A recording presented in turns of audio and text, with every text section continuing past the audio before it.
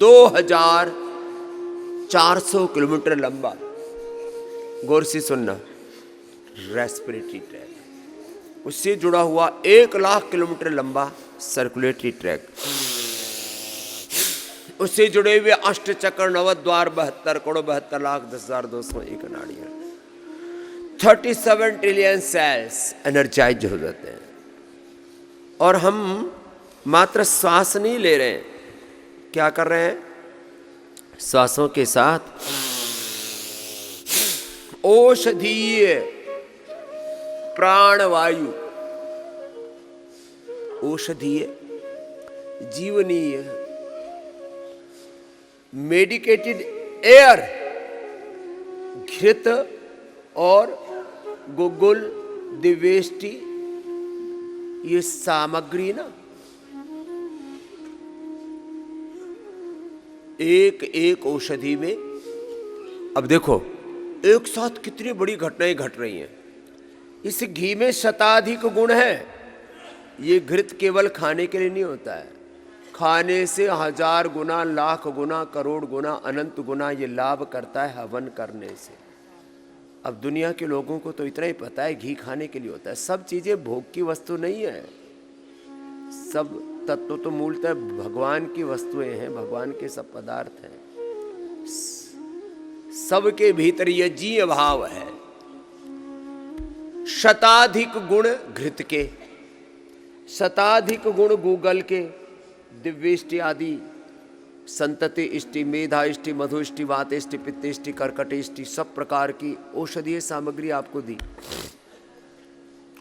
लेकिन अभी तक भी हम इस तत्व को समझते नहीं है, इसलिए यज्ञ के साथ योग नहीं करते।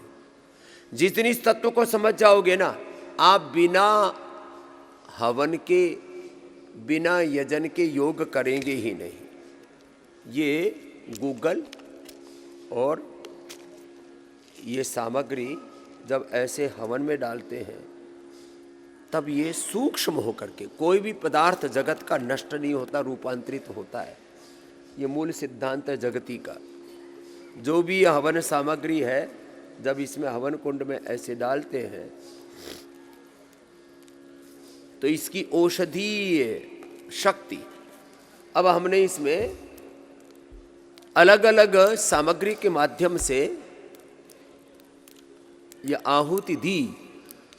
एक एक औषधि में मैंने कहा 100, 200, 500, 1000 औषधीय गुण। घृत में शताधिक, सहस्राधिक औषधीय गुण, और वो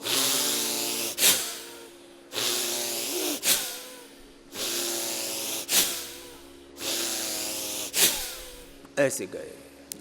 तो सामान्य रूप से एक कोशिका में एक क्षण में 1,00,000 गतिविधियां होती है। जब योग पूर्वक, दीर्घ श्वसन के साथ, यज्ञ पूर्वक, यजन भजन पूर्वक, भगवान की भक्ति पूर्वक जब ऐसे ये भस्त्रिका किया जाता है, कर रहे हैं भस्त्रिका ही, लेकिन वो भस्त्रिका कैसे करना?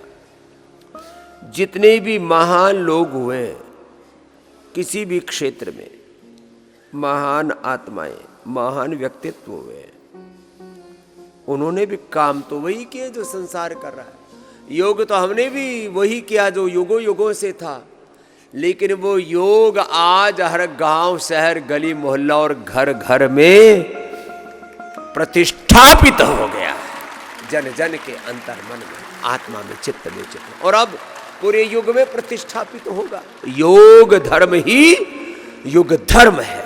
अब इसके पीछे का तत्व बता रहा हूं। अब इस योग को कैसे करना?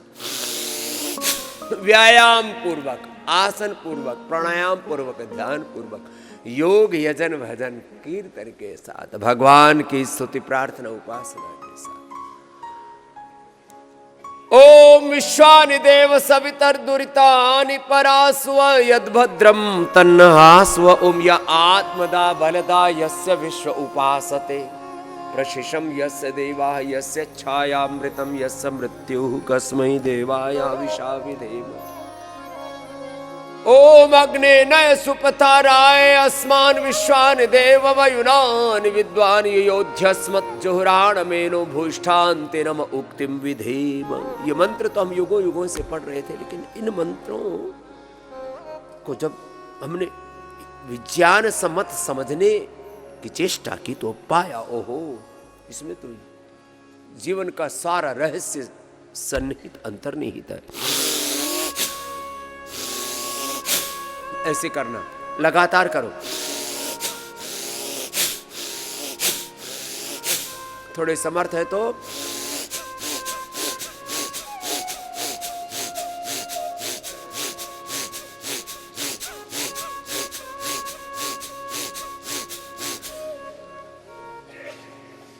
थोड़े दिन के अभ्यास,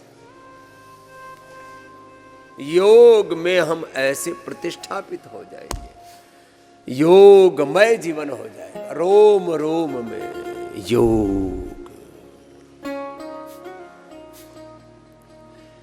सामान्य रूप से एक सेल में, एक क्षण में, एक सेकंड में 1 लाख एक्टिविटी। जब योग पूर्वक माने योग यजन भजन भगवान के स्तवन के साथ, नवधा भक्ति के साथ, भगवान की शरणागति के साथ जब योग संपन्न होता है तो इस ब्रह्मांड की भौतिक शक्तियां तो मिलेंगी ही। यह तो अभ्युदय निश्चय स सिद्धि स धर्म, दैवी शक्तियों के संपर्क में आ जाते हैं हम। ये यज्ञ दैवी शक्तियों के आह्वान का अनुष्ठान है।